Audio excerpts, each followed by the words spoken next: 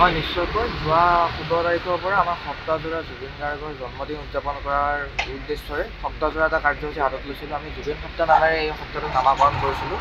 আমাৰ প্ৰাণৰ শিল্পীগৰাকীক আমি বিচাৰোঁ তেওঁ সদায় উদযাপনৰ বিষয় আহিব। সেইবাবে যোৱা ১৭ তাৰিখৰ পৰা আজি ২২ তাৰিখলৈকে আমি জুবিন সপ্তাহ নামেৰে জুবিন গাৰ্গক উদযাপন কৰিলোঁ।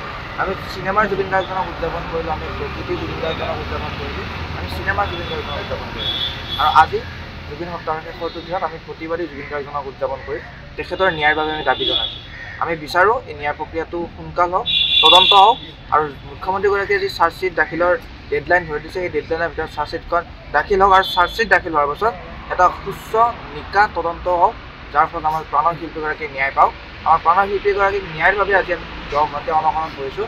আমাৰ পৰীক্ষাসমূহ কাষ চাপিছে যদিও অধ্যয়ন আগত ৰাখি আমি এই কাৰ্যসূচীটো ৰূপায়ণ কৰিছোঁ। আমাৰ আৰু কটনৰ পৰা আমি এটা দাবী জনাব বিচাৰিছোঁ যে পৰ্যায়ক্ৰমত যি জুবিন গাৰ্গৰ ন্যায় প্ৰক্ৰিয়াটোৰ লৈ যিটো মাত মতা যিটো সকলোতে পৰিৱেশ যিটো চমু চাপি আহিছিল, তথাপিও আমি কটনৰ পৰা আকৌ এবাৰ চিঞৰিব বিচাৰিছোঁ যে আমাক প্ৰাণৰ শিল্পীগৰাকীক ন্যায় লাগিব।